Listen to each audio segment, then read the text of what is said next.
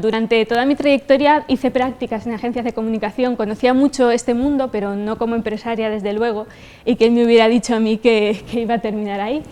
Es una empresa muy pequeñita que ha crecido mucho gracias a dos cosas fundamentalmente. Primera, todas dentro de la universidad. Una de ellas gracias al Observatorio Ocupacional, que hemos tenido la suerte de que siempre ha puesto en nuestra mano muchas herramientas, tanto para seguir formándonos como para poder captar nuevos clientes, que siempre es de agradecer. Y otro, por supuesto, también gracias a profesores que en mi caso me acompañaron a lo largo de toda mi carrera universitaria y que más tarde me han ayudado mucho a la hora de emprender. Es gente que siempre me ha dejado muy claro que puedo recurrir a ellos en cualquier momento, que las puertas de sus despachos están abiertos para cualquier licenciado o cualquier estudiante que tenga inquietud por desarrollar algo, y eso es fundamental para un profesor. O sea, siempre tenéis que demostrarle a vuestros alumnos en cualquier fase, desde el momento en el que pausas por vuestras aulas hasta el momento en el que ya os despedís de él, que siempre estáis dispuestos a ayudarle y a compartir lo que tengáis para ellos. Eso es fundamental porque también crea mucha confianza en el alumno y al final eso es lo que le mueve y lo que mueve también al mercado laboral. Para nosotros el emprendimiento no es solamente una palabra, no es solamente algo que parece que está de moda por necesidad, es nuestro estilo de vida, porque de hecho nosotros estamos enfocados a dar soluciones a emprendedores, a pequeñas y medianas empresas, y ahora de hecho pues no solamente a nivel de agencia de comunicación, sino que también impartimos cursos para emprendedores, para gente que tiene proyectos pequeñitos, que tienen muy poquito presupuesto, pero que quieren comunicarse y darse a difundir. Y eso a mí me ha ayudado también a ver las dos caras. Por un lado, la cara de la alumna que ha pasado varios años por una carrera, como mucho sin tener despierto el gen emprendedor, por así decirlo, pero que después se ha visto abocada a emprender, y por otro lado también me he visto en la tesitura del profesor que tiene que despertar ese espíritu, tiene que estimularlo, pero que realmente muchas veces no nos vemos con las herramientas, no vemos de qué manera podemos levantar ese emprendedurismo en la clase o cómo hacerlo, y que, bueno, desde mi punto de vista, desde mi doble vertiente, espero poder ayudaros o por lo menos levantaros alguna duda que os sirva para mejorar.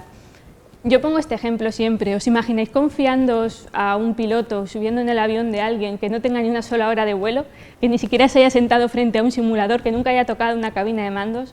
Posiblemente no, porque ese vuelo estará abocado al fracaso, o no conseguirá encender el avión. Si lo consigue, dudamos mucho que sepa despegar, y si lo hace, se moverá unos cuantos metros irregularmente y que nadie nos explique cómo va a ser el aterrizaje. Está abocado al fracaso. Entonces, si sabemos que nadie puede volar sin formación, que nadie puede llegar a hacer algo grande si no se le instruye, ¿cómo vamos a creer que nuestros alumnos pueden el día de mañana llegar a creer en ellos mismos, en creer en su propio proyecto, si no somos capaces de formarles en emprendimiento, igual que les formamos en nuestra propia asignatura o en los propios valores que queremos? Es una tarea muy complicada y desde luego las clases son muy heterogéneas, hay muchísimos perfiles, es muy complicado encontrar gente que ya de por sí venga dispuesta, sobre todo en los primeros años, que vengan ya dispuestas a, venga, yo quiero hacer algo, enséñame. Es muy complicado, por eso todos tenemos que poner de nuestra parte. Y por eso también es muy importante creer en emprender, igual que creemos en los contenidos teóricos o en los contenidos prácticos de nuestra carrera. La primera pregunta, yo creo que todo pasa por pensar cuál es la motivación de nuestros alumnos para asistir a clase. Y automáticamente parece que salta el chip y la respuesta es aprobar. Aprobar una asignatura, conseguir unos créditos, pasar de curso, conseguir la beca, terminar la carrera y llegar al paro. No podemos terminar ahí, desde luego. Es muy frustrante que el profesor no pueda completar el círculo que debería ser tener unos conocimientos, ser capaces de transmitírselos a su alumno para que el alumno pueda superar la asignatura, pero también que todo eso luego lo pueda implementar en la vida real. Eso es fundamental. ¿Para qué queremos que un profesor nos despierte el ánimo por las matemáticas financieras, que nos gusten, que sepamos desarrollarlas, si luego al final nunca vamos a saber detectar en qué momento nos van a hacer falta, o si creemos que podemos montar un negocio o dedicarnos a esa área si nadie nos da esas herramientas? Al final eso es peor porque levanta la frustración de quien cree que puede, intuye que quizá podría, pero nunca nadie le respalda en poder desarrollarlo. Por eso siempre, lo sabréis vosotros mejor que yo, pero no está de más que nos lo vayan recordando. Siempre la dinámica y el objetivo final de cada clase tiene que ser sacar provecho para el futuro, para encontrar empleo, como os decía, para poder implementarlo. Y si no aparece empleo, si no aparece ningún trabajo, si damos todo y no lo conseguimos, al menos para que sepan crearlo. Que lo hagan o no, eso está dentro de la iniciativa de cada uno y hay cosas que ya no se pueden fomentar porque hay cierto escalón que tienen que superar ellos. Pero si les dais todas las herramientas, al menos queda de vuestra parte que lo habéis intentado todo para que esa persona tenga su hueco laboral o aprenda a creárselo. Activar el interés del alumno en emprendimiento no es fácil porque, como os decía, durante toda la carrera, quizás salvo el último año, estamos todos un poco dormidos. Vas pasando asignaturas, vas realizando tus prácticas, si tienes ocasión, no te planteas grandes cosas hasta que ya en los últimos años te entra este nervio, esta angustia que le entran a muchos que ya no saben qué hacer y llegas a esa pregunta de qué quiero hacer, a qué me quiero dedicar o para qué sirvo yo, que es algo que debería ser una carrera de fondo ya desde el colegio, pero desgraciadamente no es así, muchos se lo preguntan a última hora. Y yo creo que en ese sentido es fundamental que cada profesor dentro de su área vaya siempre sembrando esa pequeña duda de ¿y si lo intentas tú? ¿Y si intentas ser tu propio jefe? A mí personalmente, ser mi propia jefa me ha supuesto todo ventajas, no solamente obviamente en el sentido de no tener a nadie encima de ti, sino que también refuerza mucho tu seguridad, tu capacidad de hacer cosas, y es algo que comparto mucho con mis profesores cuando vengo aquí a alguna charla, alguna jornada o simplemente a compartir tiempo con ellos. Yo le agradezco mucho a todos aquellos profesores que algún día nos contaron una experiencia personal o que nos escucharon después de clase cuando le dijimos, pues yo que me gustaría hacer algo, me gustaría, no sé, me gustaría darme herramientas para por lo menos saber qué debería hacer si quisiera llevar más allá un proyecto, más allá de que sea la última página de un cuaderno. Pero cuando no tienes a alguien así, al menos sí que es importante activar su interés. Y yo creo que todo siempre pasa por lo mismo. Yo siempre he agradecido mucho y siempre he recordado a los profesores que más allá de enseñarme algo me han demostrado que eso tiene una aplicación en la vida real y sobre todo en el mercado laboral. Yo es el primer consejo que doy y también es lo que intento en mis clases y espero conseguirlo siempre que es posible. Mostrar que cualquier contenido teórico se puede aplicar es el primer paso, quizá el paso cero, para conseguir que alguien se interese en llevarlo a la práctica. Plantear problemas y plantear retos, porque muchas veces esto es tan sencillo como darle la vuelta al típico trabajo práctico de clase. Todo el mundo hemos tenido que hacer un trabajo práctico, pero ¿y si además se nos plantea como un reto a superar? ¿Y si siempre se le intenta buscar esa vertiente práctica, esa vertiente social? Eso es genial. Yo he tenido muchos profesores a lo largo de máster, a lo largo de carrera que lo han intentado y se agradece muchísimo porque de ese trabajo no solamente sacas una nota, no solamente sacas una serie de conocimientos, es que también llegado el día de tener que ponerlos en práctica, los recuerdas perfectamente. Y sobre todo recuerdas a quien ha estado detrás y a quien te ha apoyado y te ha enseñado a desenvolverte en ese campo y eso tiene muchísimo valor en todos los niveles. Y también dotarlos de herramientas. Muchas veces un simple link, un simple enlace a una página web que te ha dado un profesor te ha abierto un mundo de posibilidades, te ha llevado a pensar más allá.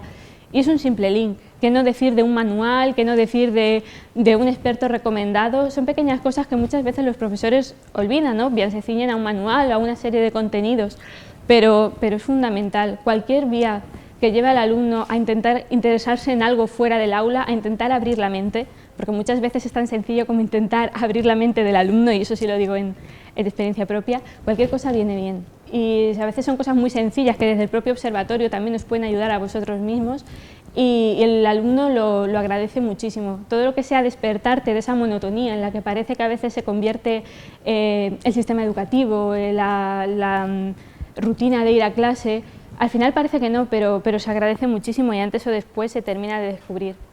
Y también cómo descubrir talento emprendedor en clase. Como os decía, no todo el mundo quiere montar su negocio, hay gente a la que no le interesa, hay gente que sinceramente se quiere dedicar a otra cosa, quiere ser trabajador por cuenta ajena, no tiene ilusión por emprender un proyecto aunque solo sea en sus horas libres, pero hay mucha gente que sí, y es un talento que está latente y que solamente necesita que alguien lo despierte. Y no es tan complicado, o no debería ser tan complicado, y todo pasa por la empatía.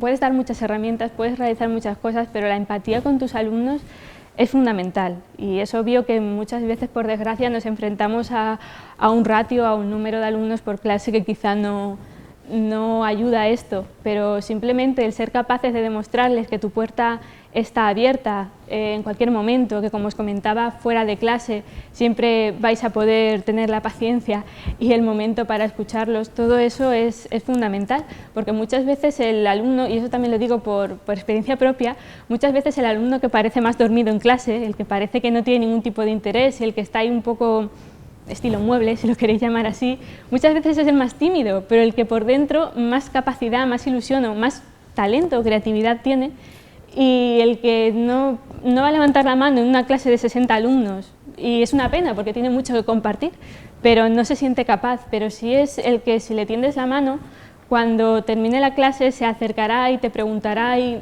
quizá ahí vas a encontrar una persona a la que hay que potenciar de otra forma, pero a la que hacer el esfuerzo os va a ayudar muchísimo y os vais a encontrar con grandes talentos, y sin duda es una de las cosas que yo estoy segura que si mucha gente la tuviera en cuenta a la hora de dar sus clases, igual que se tienen en cuenta muchos factores, ahora mismo posiblemente estaría aquí cualquiera de mis compañeros para daros este testimonio en lugar de estar yo, porque hay muchísima gente muy buena, pero que como sabéis no todos por desgracia tenemos las mismas capacidades, las mismas actitudes y gente que necesita otra estimulación.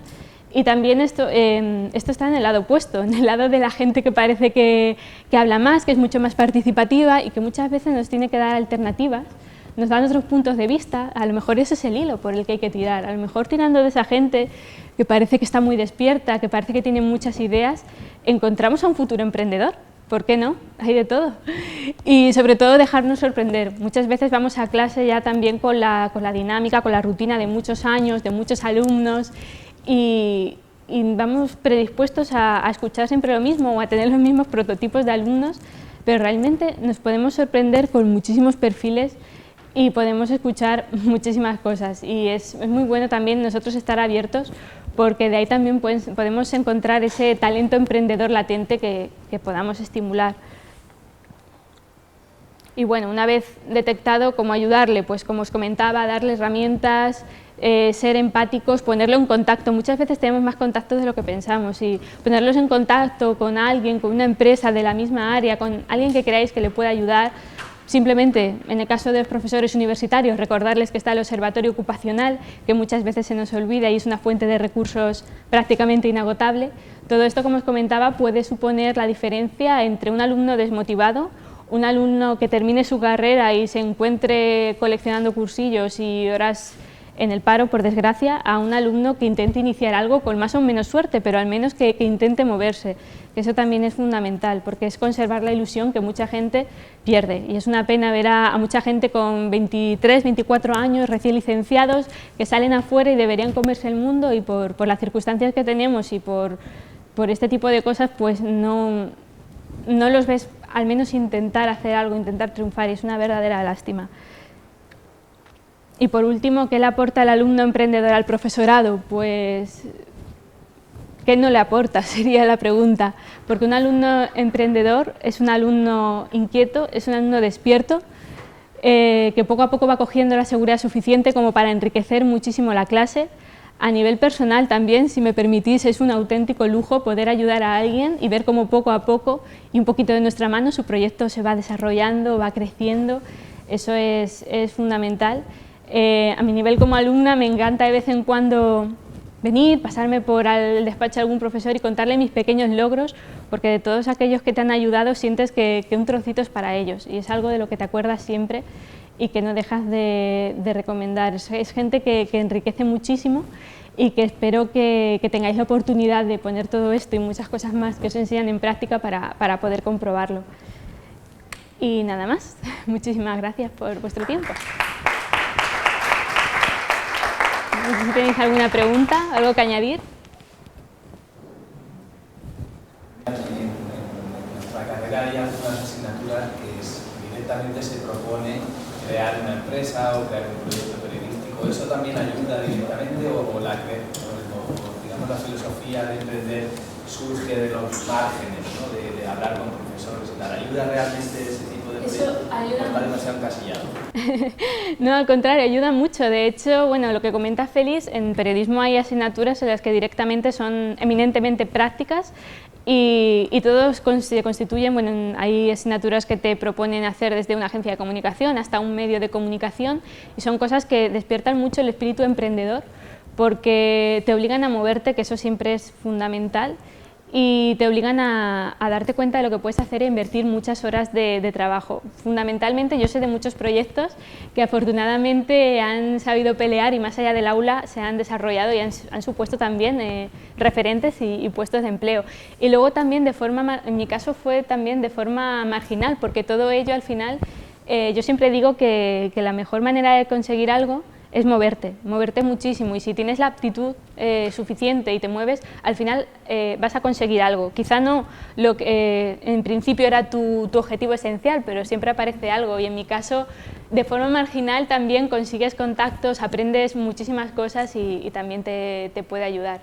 Todo lo que sea práctico al alumno le ayuda de forma directa o indirecta, o será consciente hoy o será consciente dentro de 5 años, pero sin duda también ayuda.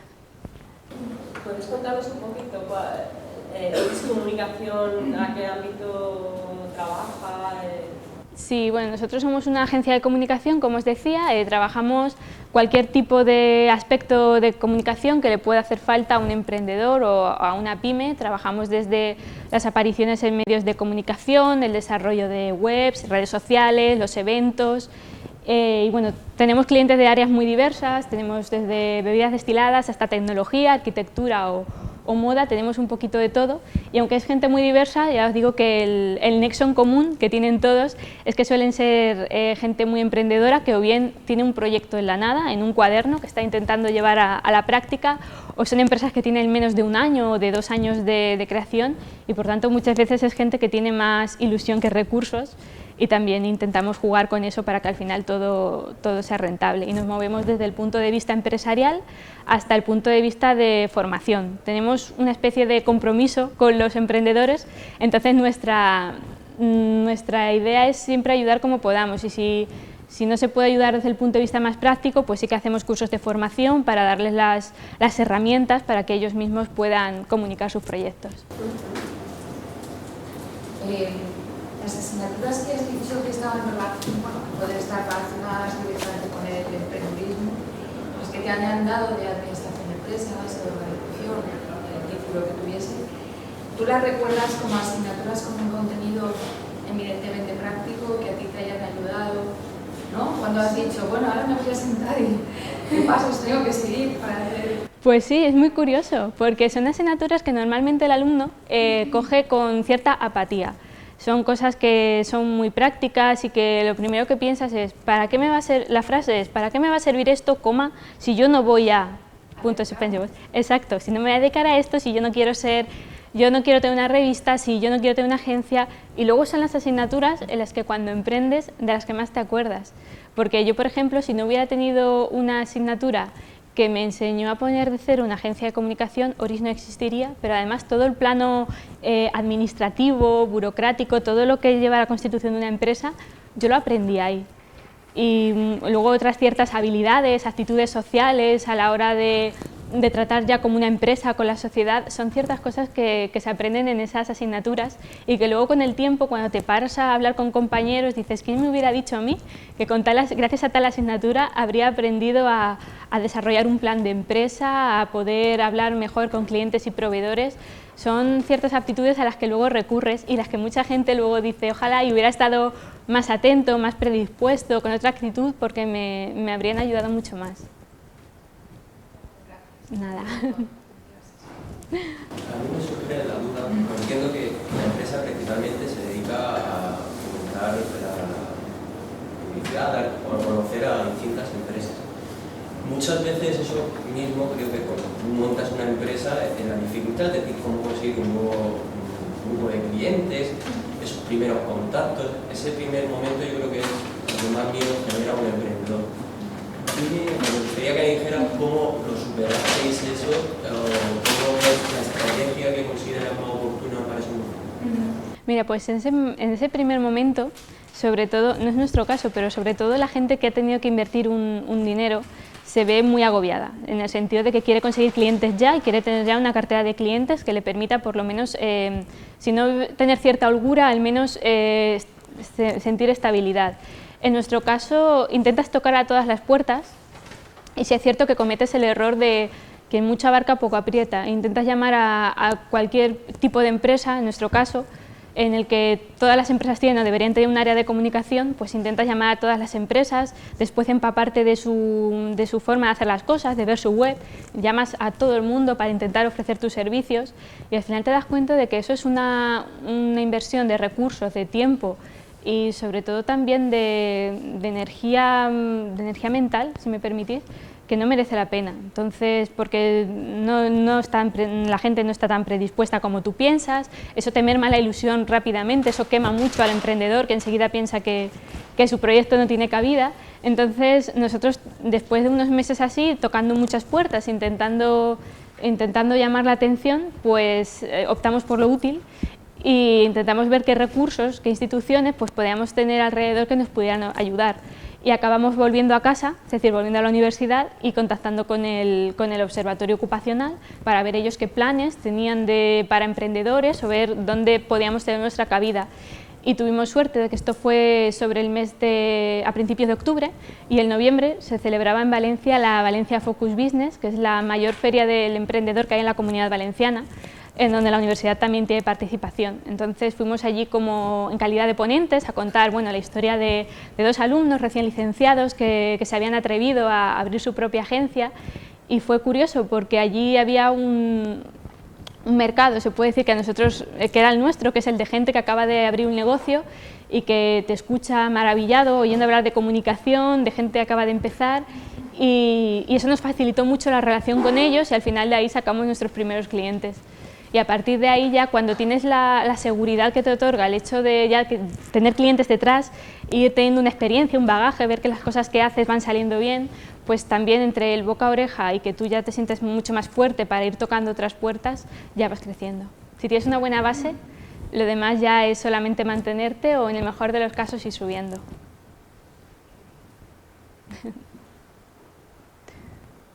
¿Alguna pregunta más? ¿Te sentiste que tenías los conocimientos adecuados adquiridos a lo largo de la carrera como para poder hacer? Bueno, siempre tienes momentos que al principio son la mayoría que sientes que no. Que de hecho, eso también es muy normal, lo de en unas prácticas simplemente, el darte cuenta de que te faltan muchísimos conocimientos, de que te faltan muchas cosas y sí lo sentí. Y a veces te sientes un poco perdido, pero al final eso se pasa no quedándote parado, reciclándote muchos cursos y también aprendiendo muchísimo de la experiencia. Y si tienes la oportunidad también de recurrir a alguien que se ha visto en la misma tesitura, pues también en el mundo de las agencias de comunicación, pues todo el mundo conocemos a alguien que tiene un puesto parecido al tuyo, que lleva más años que tú y al que puedes recurrir a pedir un consejo, pero si al principio te sientes muy perdido y muchas veces sientes que a lo que te vas a dedicar y lo que has estudiado, aunque tengas asignaturas parecidas, realmente no se parecen nada. Eso parte más de la inseguridad propia de quien está empezando y no sabe cómo comenzar que de otra cosa, porque luego te das cuenta de que no es así. ¿Cuántas personas estáis trabajando?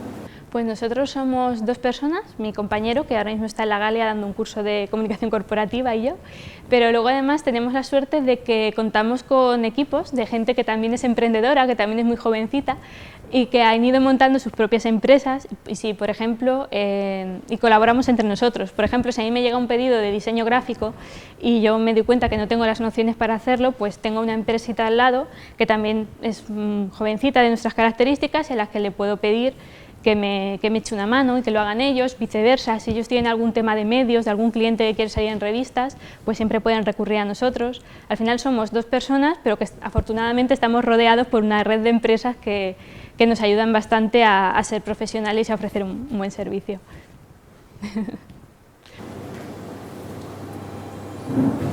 Hablamos antes de la empatía del profesor, ¿no? ¿Puedes contar algún ejemplo, un poco elaborar un poco más en eso?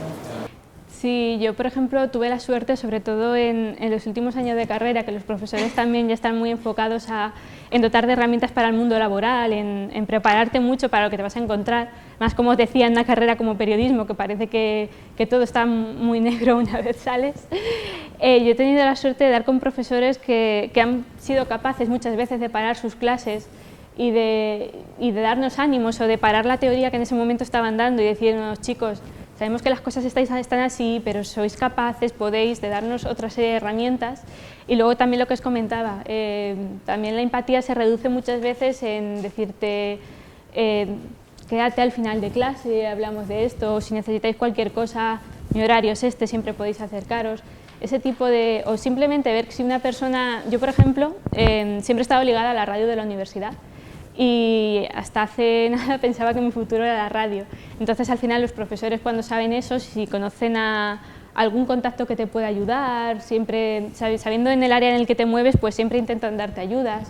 Eso también es fundamental, interesarse por el alumno más allá del perfil de persona que se sienta enfrente de mí, intentar averiguar qué le motiva y en qué le puedo ayudar.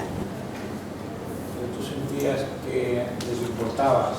Exacto, es que esa es la base, porque si el profesor consigue que el alumno se sienta valorado y que sientan que pueden pensar en ti más allá de un expediente, eso también es una forma de reforzarle y de darle mucha seguridad a la hora de comenzar cualquier cosa. Y es algo que a veces son pequeños gestos, es muy sencillo, no tienes ni por qué sentarte a tomarte un café con un alumno, pero son pequeños gestos, pequeñas habilidades que al alumno le hacen sentirse muy bien y eso incluso en el rendimiento académico se nota muchísimo, tiene muchísimo valor, muchísimo más valor del que en principio pudiéramos pensar. Introducimos el amor dentro de las aulas. Por lo menos el cariño, pero sí, también es importante. Hace tan solo un año que acabaste la titulación. Sí. ¿No? Que ahora, como emprendedora, ¿qué echaste en falta? Es decir, ¿qué te hubiese gustado que te hubiese dado la titulación que no te dio? Como emprendedora me hubiera gustado más parte, ¿cómo explicarlo? A mí me enseñaron a constituir una empresa y me enseñaron también, en el caso de mi empresa, pues las actividades, las actitudes profesionales que yo tenía que tener. Me faltó que quizá me formaran más en las habilidades personales o sociales que muchas veces necesitas tanto para aprender a tratar con la gente como para dar el salto. Cosas tan sencillas como enseñarte a tener seguridad en ti, enseñarte a hablar en público, enseñarte a cómo puedes tocar a una puerta y hablar a un cliente y que esa persona te tome en serio. Son pequeñas cosas que no se enseñan y que creo que son transversales a cualquier titulación y a cualquier carrera y desde luego hacen mucha falta. Nosotros desde hace un par de meses tenemos un curso de comunicación, de hablar en público para tímidos, lo hemos titulado. Y vienen auténticos tímidos. Tímidos para el mundo del empleo, pero lo hicimos así porque no sé si os habéis dado cuenta en vuestras titulaciones, porque yo creo que no en vuestras asignaturas los alumnos tienen que hablar en público. No digo al final de la carrera, digo durante la asignatura. ¿Hay algún momento donde salgan de su sitio y se pongan en tu lugar de profesor? Sí. ¿Sí? ¿Y lo hacen bien? ¿Lo hacen cómodamente? ¿Lo hacen con alegría? Ahora les cuesta más de los que les cuesta. Nosotros, ¿cómo? Con sufrimiento. Claro, que se niegan. Se niegan. Sí. De hecho, hay gente que directamente cuando tiene que ser examen de clase. Claro, se van antes, no sé. Desaparecido. Parece que se vayan al baño, pero no es vuelven. que no lo voy a presentar. Claro. Y es bueno, pero parte de la nota de presentar es que tú hagas tu defensa en público de tu proyecto. Y se van. Y le da lo mismo los 2 puntos que vale eso. Claro, pero... Y es muy triste, pero dices, es que la vida real va a ser eso. O sea, tú vas a tener que hablar con el compañero de al lado. Y si estás en un entorno más o menos ameno, donde es gente que no te está castigando, sino simplemente estamos hablando y podemos opinar. Te llevas mal, imagínate la vida real. Sí, pero yo ahí por lo menos detecto que, aparte de la comunicación oral, que no se le dé bien a esa persona, hay unas competencias de base que no las tiene bien, sobre todo la seguridad en sí mismo. Sí. Entonces, si no trabajas la seguridad, no puedes trabajar el hablar en público. Claro. Es decir, tú no le puedes obligar a alguien que lo está pasando muy mal a salir, o si es algo profesor que suspendo, sí que sale, pero ¿qué? Que tampoco. Bueno, pero no lo sé, pero quiero decir que ahí lo que se nos olvida es que hay gente que está estudiando una titulación universitaria y que va a ser abogado en lo que sea, con mucha inseguridad en sí mismo, que eso lo va a trasladar, como está diciendo, por ejemplo, que no va a tocar las puertas de nadie porque ni quiere, ni sabe, y le da pavor. Que son competencias como muy básicas, ¿no? La seguridad en uno mismo cuando eres profesional. Porque hablar en público va después. Pues nosotros estamos haciendo talleres y viene gente porque se considera tímida o no tan tímido, pero que quiere reforzar la comunicación en público. Entonces, en 8 horas En la primera es un poco de sufrimiento, ¿no? Como, madre mía. Las 4 primeras ya sales con donde está ahora mismo Verónica, que esté ahora mismo, y ya habla, te cuenta algo. Pero después de 8 horas, tú no dirías que esa persona es tímida. Solo 8 horas. Muchas veces solo necesitan, yo lo he pasado en mi carrera y es muy curioso porque en periodismo ¿quién diría que hay un tímido, alguien a quien le cuesta hablar en público? Y sin embargo hay muchísimos y necesitan eso, ese momento de hablar delante y ver que no pasa nada, que no se ríen de ti, que si te trabas o te tiembla la voz enseguida te puedes reconducir y son cosas que debería trabajar todo el mundo. Y no sé, lo ha dicho algún profesor antes, ¿no? Yo creo que es una cuestión de conocerte y trabajar. Y yo creo que todo lo que sale bien es que lo has trabajado. Pero todo, absolutamente todo lo que sale en la vida bien es que lo has trabajado mucho, muchas horas de dedicación y tal, pero si no te conoces o pues eso, quieres evitar hablar en público, pues es que hay mil situaciones donde te va a tocar. Pero claro, hay que conocer a los alumnos, porque mucho, lo que estabas diciendo, mucha gente que no habla tiene muchas cosas que decir, pero no lo va a decir con un grupo de 60 y como no hay oportunidad de decirlo uno a uno, no lo dice. Totalmente. Yo lo que comentaba de las alumnas muebles, yo era alumna IKEA. Yo en clase nunca hablo, me da muchísima vergüenza, luego más adelante he hecho máster ya más mayor, incluso con la propia empresa ya montada y con estas habilidades ya adquiridas, a mí me cuesta muchísimo y necesito eso, esa confianza para que delante de un grupo numeroso, no lo voy a decir, pero tener esa confianza para al menos cuando tenga la oportunidad, la ocasión, sí acercarme a comentarlo y como yo hay muchísima gente que, como yo os decía, hay gente que vale muchísimo y que podría estar aquí contando cosas muchísimo más interesantes, pero que les falta ese salto. Y ya que a ellos les cuesta mucho y por ellos mismos no van a poder, siempre hay que intentarlo. Dime. Yo quería contar un caso, no sé si viene mucho aquí al hilo, pero ahora en mayo tuvimos un congreso en Baeza sobre electromagnetismo computacional y ahí dio una presentación un chico que está haciendo la tesis con mi director de tesis, que bueno, es muy brillante a nivel técnico, ha publicado ya revistas muy buenas y demás, y salió a hacer su presentación con el papel delante y terminó, el tono de voz muy monótono, la cabeza bajada y cuando llegué a casa se lo conté a mi marido, digo, fíjate, ha de leer este año la tesis, digo, y la presentación la he hecho leída. Y se lo comenté a mi director de tesis que estaba sentado a mi lado y decía, sí, para el día de la tesis tendrá que aprenderse de memoria, y dice, porque si no se la sabe palabra por palabra de memoria le da muchísima vergüenza y no sabe hablar en público, es un chico muy retraído y mi marido decía, es que no sé exactamente por qué exigís que una persona que está trabajando a nivel científico haciendo una tesis de cosas de multifactor en satélites, en dispositivos y tal, tenga que saber expresarlo. Dices que igual este chico solo se tiene que dedicar a él a hacer las cuentas y tal, y que sea otra persona quien comunique sus resultados. Y yo como que esperaba transmitir a mi marido que tienes que ser un poco un todo, no se trata de que él tenga que poder vender sus conocimientos, pero me parece un poco que le faltara esa faceta y que creo que él cree que no es capaz, pero yo creo que es cuestión de dedicación. A otra persona que tenga más don de palabra quizás le salga más natural y a él a lo mejor debería de inscribirse en cursos del observatorio de su universidad, practicar muchas veces pues, primero delante de su gato, después delante de su madre y poco a poco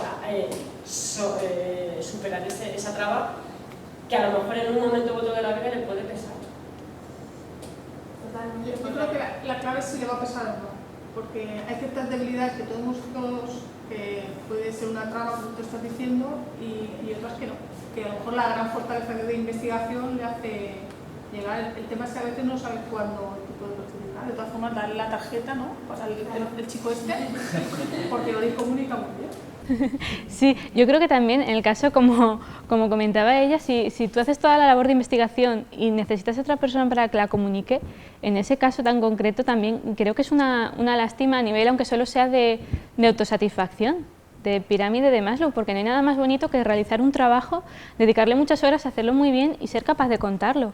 Y si no eres capaz de contarlo tú y necesitas a otra persona, creo que te estás perdiendo, a lo mejor él en su zona de confort está genial, pero te estás perdiendo ese clic, esa satisfacción de ser capaz de culminarlo, de poder contarlo. Mira, he hecho esto, que consiste en esto, y de poder hacerlo. Y es algo que hasta que no eres capaz de hacerlo, quizá no... Este chico, no sé, el día que termine la tesis, en la universidad no va a tener sitio, al menos en la UBER seguro que no, porque no salen plazas de PDI, y si algún día tiene que irse a hacer un postdoc a Alemania, yo qué sé, a cualquier centro y cuando lleve unos meses trabajando y vean esa faceta que le falta, yo creo que sí que es posible que le vaya a perjudicar. Que tenga que perjudicarle o no, que sea justo, pues probablemente no es justo, pero considero que en el futuro le va a pasar.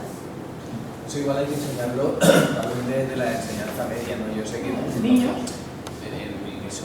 yo sé que en Estados Unidos hay asignaturas solo de comunicación oral y dedican una asignatura anual durante varios cursos. En teoría nosotros lo tenemos transversal toda la vida. Pero probablemente se necesitaría más. ¿No? Se pone que en el colegio es en público, ¿o no?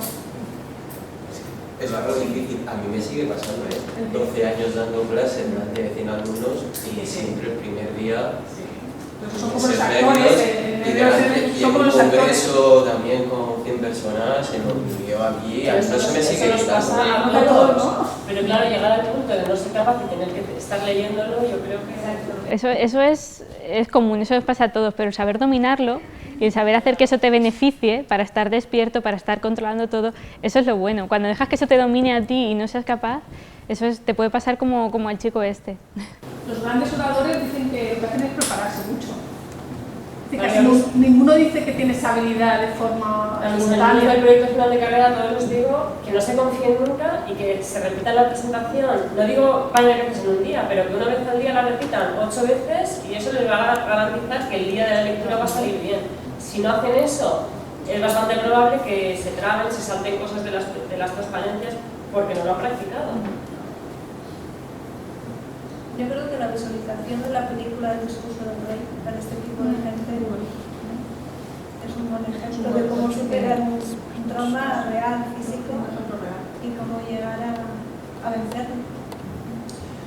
Lo que pasa es que yo creo que lo ha dicho Verónica, que la clave es como proponerlo dentro del aula, es decir, ver una película o un vídeo, mañana vamos a presentar un vídeo, está muy bien, pero eso es una parte pasiva. Sí, la activa. Claro, hay que pasar de la teoría a la práctica. Antes decía, ¿qué asignaturas, se lo estaba contando Félix, qué asignaturas tenías algo que ahora te ha ayudado? Nosotros tenemos peticiones del observatorio de algunos profesores de distintas asignaturas y es una petición tipo, vosotros que tenéis en contacto con empresas, ¿por qué no vais a la aula y le dais esos contactos a mis alumnos para que ellos hagan una investigación de algo? ¿Me explico? Es decir, si tú quieres, por ejemplo, que tus alumnos hagan un test a una empresa de cualquier tipo, psicológico, tal, no sé qué, yo te doy el teléfono, el mail y el nombre de la empresa. ¿Sí? Yo eso todo lo tengo, lo tenemos todo. Pero el observatorio responde, ¿qué te parece si voy al aula y le explico a tus alumnos cómo contactar con empresas? Y consiguen ellos el nombre, dónde están, el mail, el teléfono, y así si algún día quieren tener clientes saben cómo contactar con ellos. Una vez contactaron para una investigación que le proponía la UMH, pero la segunda o la 10ª vez es porque quieren buscar un cliente y saben cómo tocar puertas. Pero el profesor dice, ya que lo tienes tú, dáselo. Y ya yo me dedico a lo mío, que es la investigación. No te doy el pez, te doy la caña. Claro, pero yo cuando un alumno me dice, dame tu base de datos, las empresas de Villena. Digo, no, te voy a pasar un tutorial con una base de datos y tú te buscas de Villena hoy, mañana de Aspe, pasado de Murcia, pues la tengo a nivel nacional. Y te doy un tutorial que yo he grabado, que me cuesta 3 horas grabarlo, pero ya lo tengo para todos los alumnos y tú ya sabes buscar empresa. Y sabes lo que facturan, cuántos clientes, cuántos empleados tienen. Y eso cualquier alumno se puede dirigir a vosotros y os lo piden. Claro, bueno, nos piden de todo, algunos y profesores. Esto Sí. Claro, pues tú quieres conocer... De este concreto tenemos un taller que se llama Plebeos.0. Sí. Y le enseñamos las herramientas básicas para hacer el currículum, hacer la carta de presentación, buscar empresas, la entrevista, y ahí va incluido ese módulo incluso hasta llamar por teléfono desde aquí para pedir candidatas o... Nosotros tenemos un taller, un alumno viene y te enseñamos cómo contactar con una empresa, pero lo hace, no es una teoría del taller de cómo llamar. sí. Le enseñamos unos vídeos, le damos un teléfono y decimos, llama. Y yo te escucho, no te miro, te escucho y te corrijo. ¿Cuánto dura? ¿El taller? El taller más o menos 1 hora. La llamada lo que puede ser. Bueno, Todo el taller de empleabilidad. al taller de empleabilidad 8 horas, 2 sesiones de 4 horas y de ahí les llevamos directos al taller de llamadas. Y para ellos es gratis. Gratis, todo eso. Lo hacemos por la mañana, por las tardes, en todos los campus.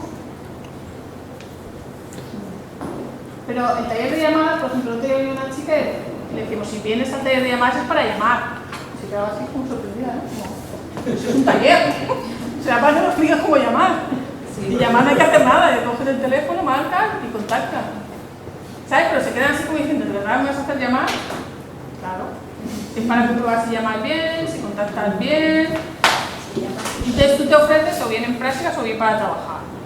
En prácticas funciona muy bien siempre, para trabajar pues ya un poco más largo. Pero que puede ser para buscar clientes. Sí, el problema es que estamos un poco teorizados todos y cuando nos dicen, pero lo tienes que hacer, ay no, eso ya no, otro día. Si nosotros atendemos a un taller a 10 personas, lo digo por poner los datos, los que pasan antes de llamadas son 3. El resto no tiene tiempo. El taller de llamadas se hace de media hora a una hora, porque te enseñamos 3 vídeos que son 10 minutos y a partir de ahí llamamos. Entonces a veces se hace más largo, uno se queda 3 horas, un ordenador y un teléfono gratuito para ti. Y cuando vamos al resto de campus, como no hacemos el taller de llamadas, lo explicamos. Entonces ponemos los vídeos lo mismo y lo explicamos cómo hacer la llamada. Tenemos 4 vídeos de 3 llamadas que van a salir más sí o sí y la cuarta que no sabemos que vaya a ser un éxito, pero que sería la forma de contactar con una empresa. Pero la teoría tiene que pasar a la acción, ¿no? Y a exponer a los alumnos entre comillas.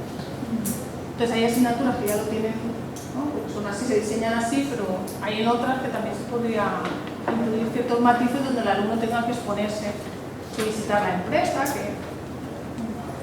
Sí, de hecho, todas las asignaturas tienen que tener según su medida esa posibilidad. ¿Estás diciendo que menos papers? Yo lo que digo es que me sorprende, la verdad que es un lujo escuchar a Verónica, que le cuesta hablar en público, ¿verdad? Sí. Pero que cuando escuchas esas generalidades de que no hay trabajo y de que es muy difícil ser emprendedor, ves a esta chica y ya no lo puedes pensar, ¿no?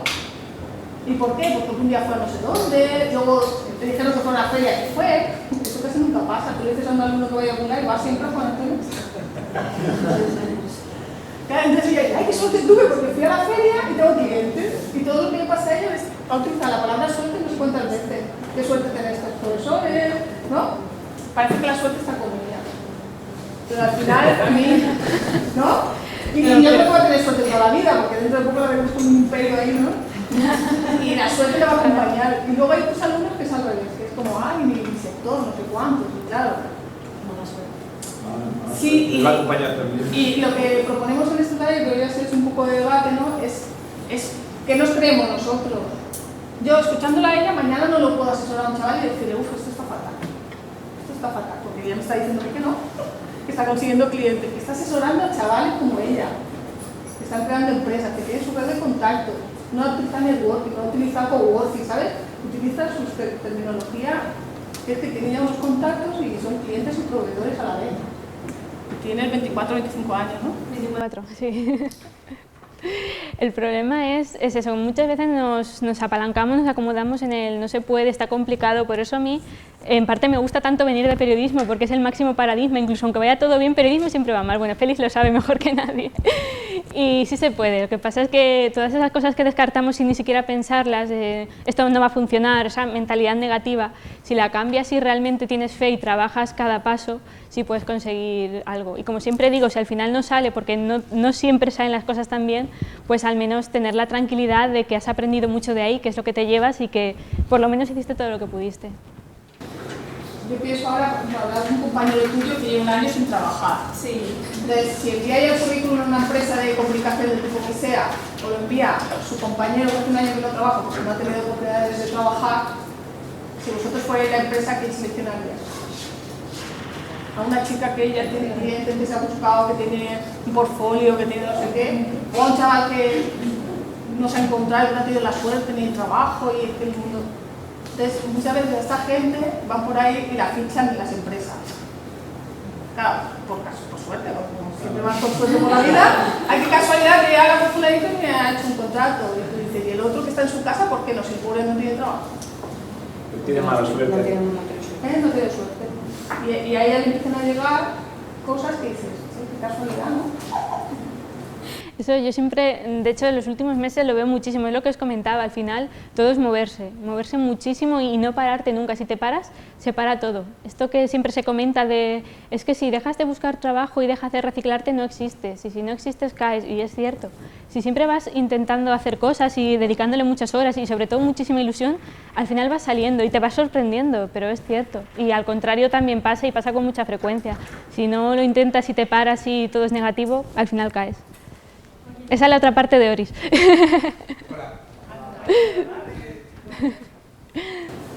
¿Ganáis un sueldo mensual? Sí, bueno, nosotros nos llevamos, claro, de lo que cobras. ¿Podéis vivir con lo que ganáis? Sí, totalmente. Para un añito que llevamos no te concedes grandes caprichos, no vives una gran vida, pero al menos tienes estabilidad, dependes de ti mismo y puedes vivir tranquilo. Y a la vez hacer frente a los gastos que lleva una empresa. Eso sí que es una suerte. ¿Algún momento en que hayáis sentido ese miedo de esto no va, esa frustración?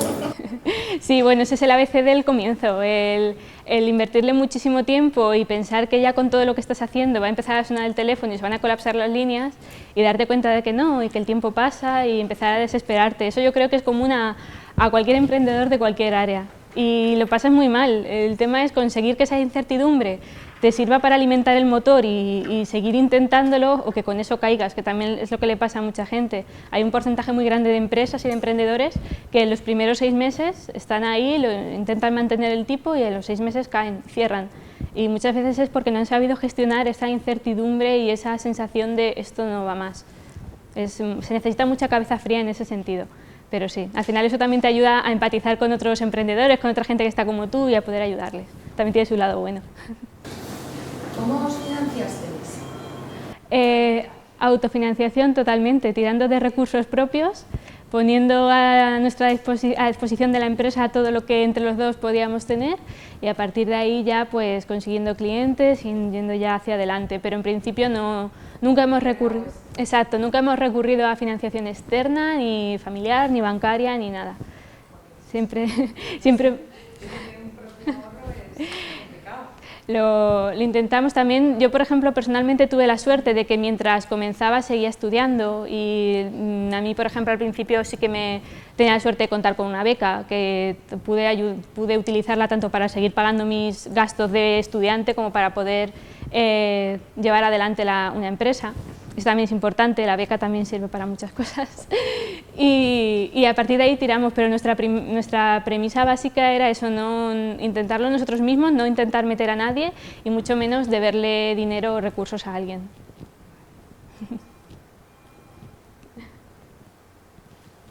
Bueno, gracias.